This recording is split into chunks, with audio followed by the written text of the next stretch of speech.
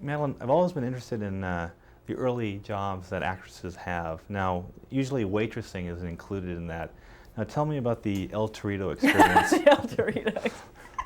Let's see, well, the most exciting thing that happened, I think, is that Clint Eastwood walked in one day. I remember he used to be a regular patron there, but I was a hostess. And I had been going there to support payments for a car that I was using to cut my classes from USC to go to this theater where all I wanted to do was watch these people act and peel wallpaper off the walls and things. So it was really to support a habit that my family knew nothing about, and that's what I did. And then they fired me for being too spaced out. And on that day that I was fired, I ran straight to the theater. I didn't care because I didn't really want to be there.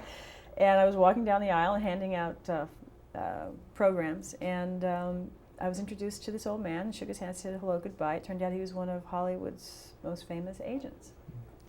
And he discovered me there and asked if I was interested in performing. And I brought in a scene, and he could see if I could act or not. And I was a terrible, terrible actress, but he thought there was something there, and that's what happened. Now, a lot of people think that Stakeout was your first acting thing, but didn't you do an episode of Beretta and some TV shows? That was my very first job. And then I did an episode of Barnaby Jones. This was years before. And on that same episode were Sean Penn and Ed Harris. And Sean Penn had one line, he said, looks like she shoots smack to me, a mainliner or something like that, or some drug-addicted kid. And then I did some movies of the week, and then I stopped acting because I was really terrible. And came back and did a very small Colombian film. And John Badham, the director of Stakeout, saw the dailies to that Colombian film was never released, except for maybe on video eventually. It's a terrible movie. And then Stakeout happened. You made such an impression on Stakeout. How quickly did you realize what impact that was going to have on your career?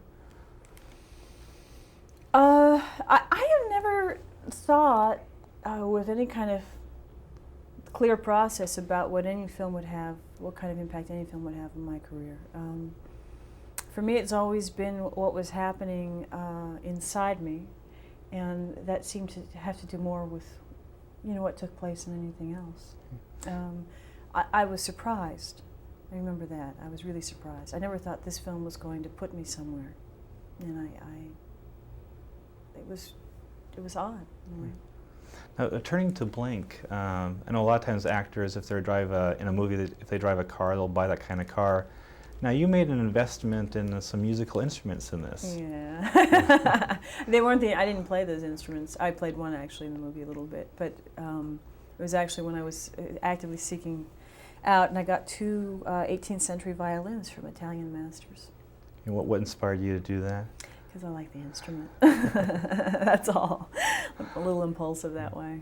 And one final question. I've always been fascinated how what actors will think about certain movies, whether they'll be hits or misses. The revenge experience, when you look at that, back at that now, like how do you judge that whole thing? Well, that experience in a lot of ways really changed me. When I think of the film, I think of two different movies. I think about the movie that the director made and of his version, and I think of the released version. So there's a certain amount of sorrow involved and some regret, and at the same time I think it toughened me up a little bit.